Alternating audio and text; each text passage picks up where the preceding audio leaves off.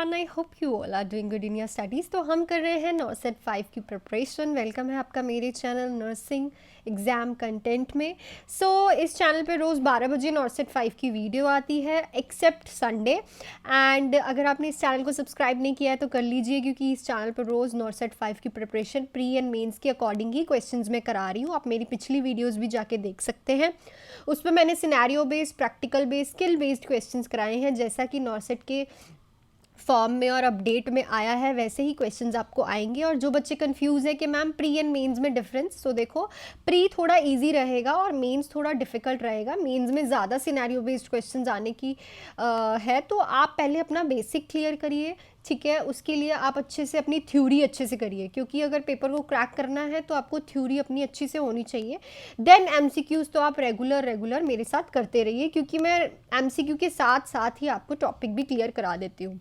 और अगर कोई बच्चा ऐसे ही नॉर्सेट 5 की प्रिपरेशन करना चाहता है, सो वो मेरे से अपना मटेरियल बाय कर सकता है, जिसमें आपको एमसीक्यूज़ के पीडीएफ मिलेंगे, ऐसे ही एमसीक्यूज़ के, जिसमें आपको आंसर प्लस रैशनल साथ में दूंगी मैं। Previous year all AIIMS paper मैं आपको प्रोवाइड कराऊंगी, जिसमें आपको ऑल एम्स पेपर की आंसर की भी मिलेगी, जो कि आपकी प्री के पेपर के लिए बहुत ज़्यादा इजी रहेगी। हर एक सब्जेक्ट्स के नोट्स मिलेंगे आपको उसी में ही, और साथ में ही आपको गोल्डन की पॉइंटर्स मिलेंगे, जो कि बहुत ही ज़्यादा बेनिफिट रहेंगे रेगुलर पढ़ने में, क्योंकि वो की पॉइंटर्स आपको बहुत ज़्यादा हेल्प कर सकते हैं अगर आपकी थ्योरी इतनी ज़्यादा स्ट्रांग नहीं है। ये सारी चीज़ें आप मेरे से बाय कर सकते हैं ओनली इन 299 रुपीज़ नॉर्सेट 5 के लिए।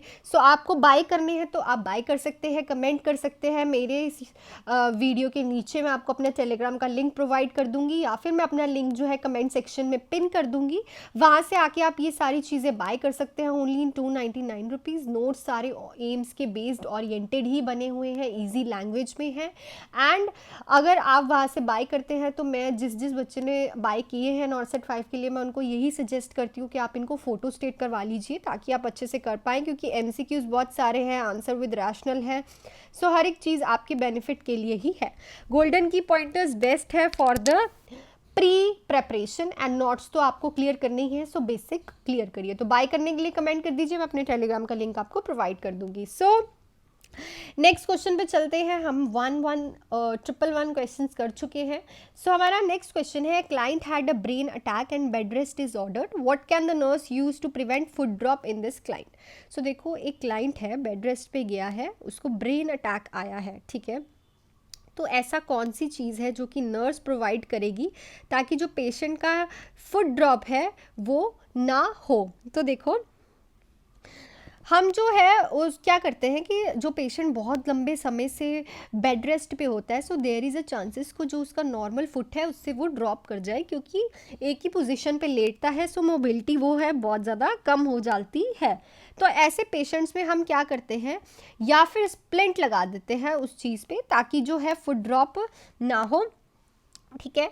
स्प्लिंट्स यूज़ करते हैं हम। देखो, क्रैडल्स तो आपको पता ही है कहाँ पे यूज़ करते हैं, जब बंदा बिल्कुल ही अनकॉन्शियस होता है, या फिर बर्न वाले पेशेंट होते हैं, या फिर कोई एल्ज़मीयर वाले पेशेंट्स होते हैं, पार्किंसंस डिसीज़ वाले पेशेंट होते हैं, ठीक है, जो थोड़े साइकोलॉजिकली इल होते हैं। एंड सैंड बैग्स भी इसमें यूज़ नहीं करते ना, ब्लॉक्स। हम क्या यूज़ करते हैं, स्प्लिंट्स यूज़ करते हैं। नर्स क्या करेगी, स्प्लिंट लगा देगी, ताकि जो उसका फुट है वो क्या हो, वो गिरे ना। नेक्स्ट पे चलते हैं। हमारा क्वेश्चन है, physically ill client is being verbally aggressive to a nursing staff, what is the most appropriate initial nursing response. तो देखो, एक फिजिकली इल क्लाइंट है, एग्रेसिव है, वर्बली एग्रेसिव हो रहा है नर्सिंग स्टाफ के साथ। सबसे ज़्यादा अच्छा रिस्पॉन्स क्या रहेगा नर्स का, अप्रोप्रिएटली। ये क्वेश्चंस होते हैं ट्रिकी, बिकॉज इनमें दो तरह के क्वेश्चंस आते हैं। एक तो होता है, एक बंदा है जो फिजिकली इल है, ठीक है, और एक होता है मेंटली इल है। इन दोनों में अगर पेशेंट दोनों में से कोई भी वर्बली एग्रेसिव हो रहा है, तो नर्सिंग का रिस्पॉन्स दोनों में डिफरेंट होता है, ठीक है। पहले इस क्वेश्चन का देखते हैं।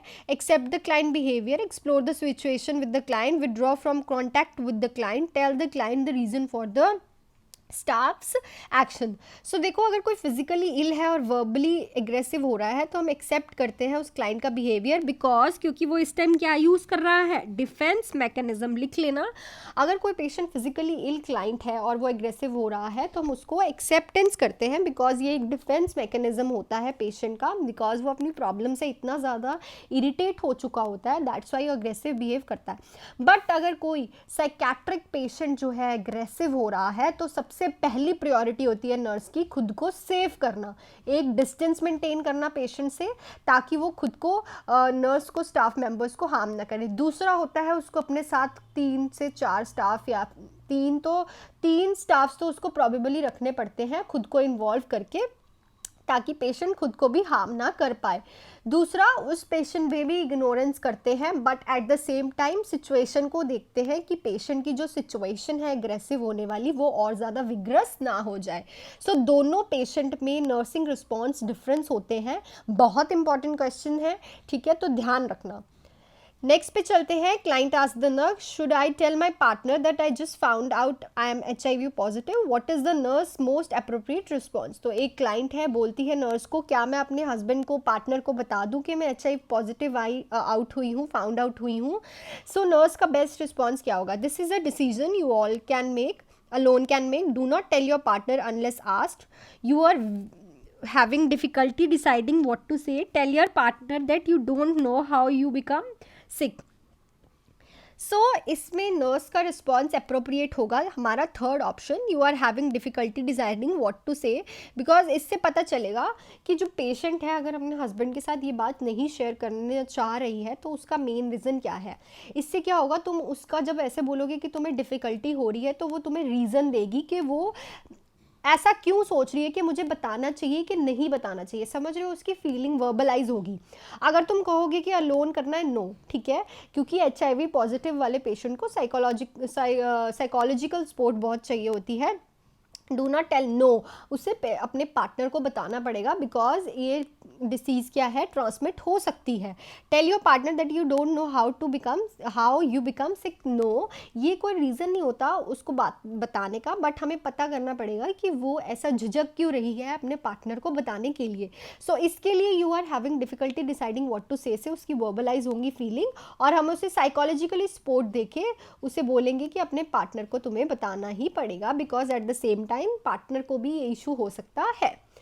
नेक्स्ट है, client arterial blood gas report indicate pH 7.52, PCO is 32 mmHg, HCO is 24 microequivalent per liter. What does the nurse identify as a problem cause of these results?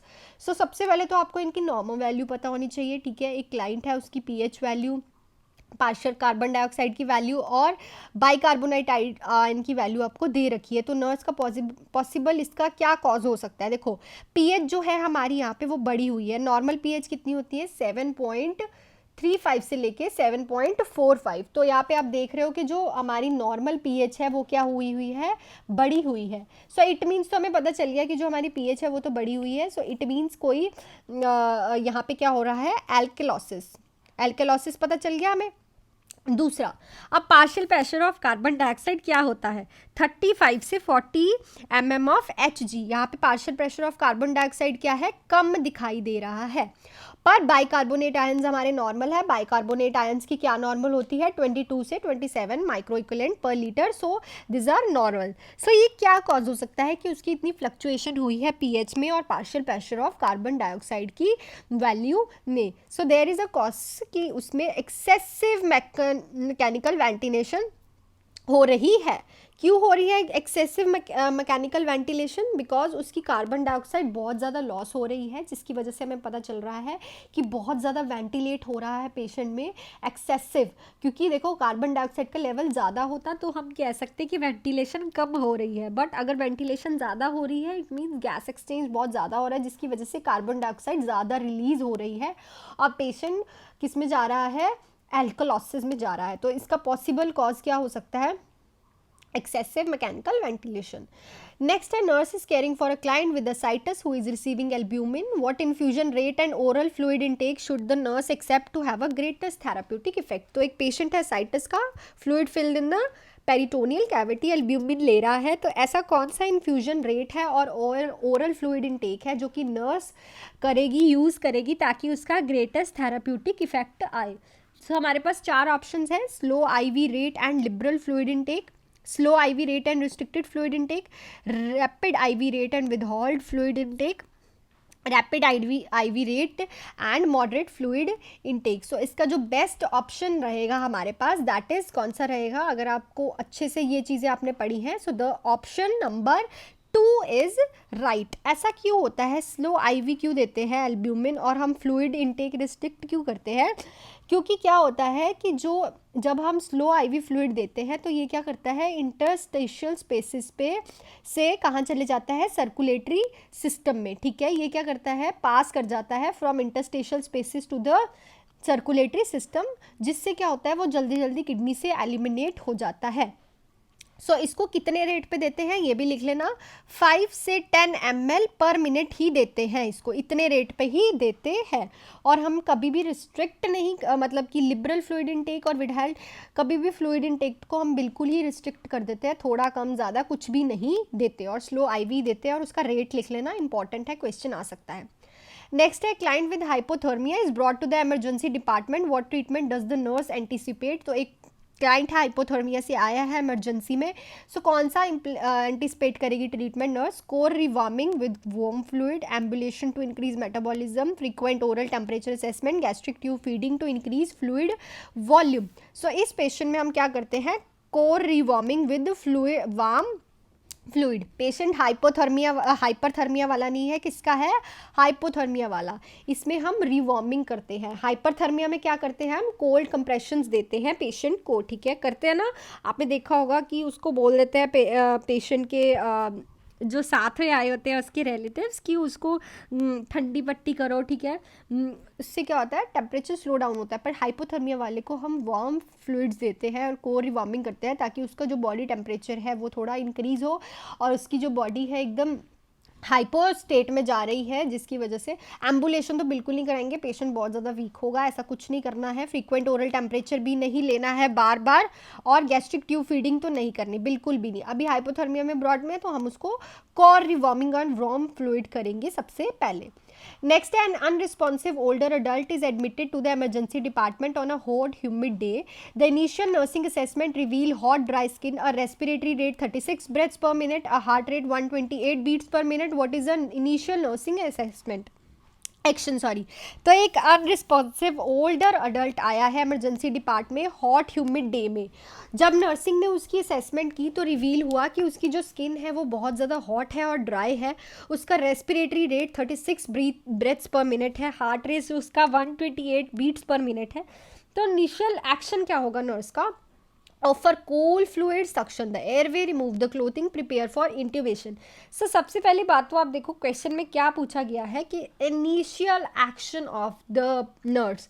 सबसे पहले तो अगर पेशेंट बहुत ज़्यादा ड्राई और हॉट स्किन है उसकी clothing remove करेंगे ताकि उसकी जो एयर है बॉडी की मतलब कि जो क्या होता है कि जो हीट अप होती है ना बॉडी, तो जो हमारा क्लोथ होता है, आपने सुना होगा कंडक्शन, कन्वेक्शन, रेडिएशन, ये सारी जो लॉस के जो मेथड्स हैं वो ये होते हैं।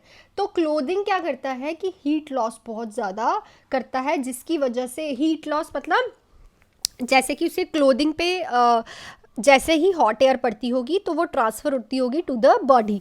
सो उस बॉडी को रोकने के लिए, उसको ट्रांसफ़र ऑफ द बॉडी को रोकने के लिए हम क्लोथिंग को क्या करते हैं, रिमूव कर देते हैं। सो सबसे पहले इनिशियल एक्शन होगा, इनिशियल, देखो ये नहीं पूछा कि प्रायोरिटी ये, सो सबसे पहला एक्शन पूछा है इनिशियल, यहाँ पे लिखा हुआ है, तो रिमूव द क्लोथिंग ही करेगी नर्स।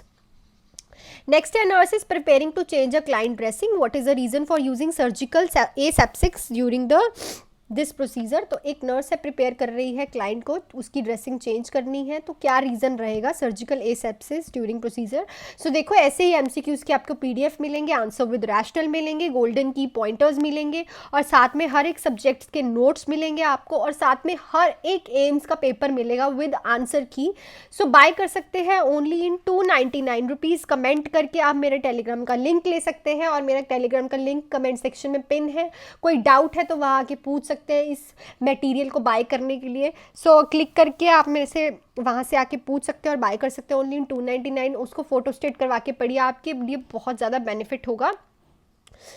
क्यों ये वो सर्जिकल एसेप्सिस ड्यूरिंग प्रोसीजर करेगी? Keep the area free of microorganism, confine microorganism to the surgical site, protect self from microorganism in the wound, reduce the risk for growing opportunistic microorganism. So इस question का answer आप मुझे comment करके बताओगे कि जो उसकी dressing change करनी है तो वो सर्जिकल एसेप्सिस वाला प्रोसीजर क्यों यूज़ कर रही है, उसके पीछे रीज़न क्या है नर्स का यूज़ करने का।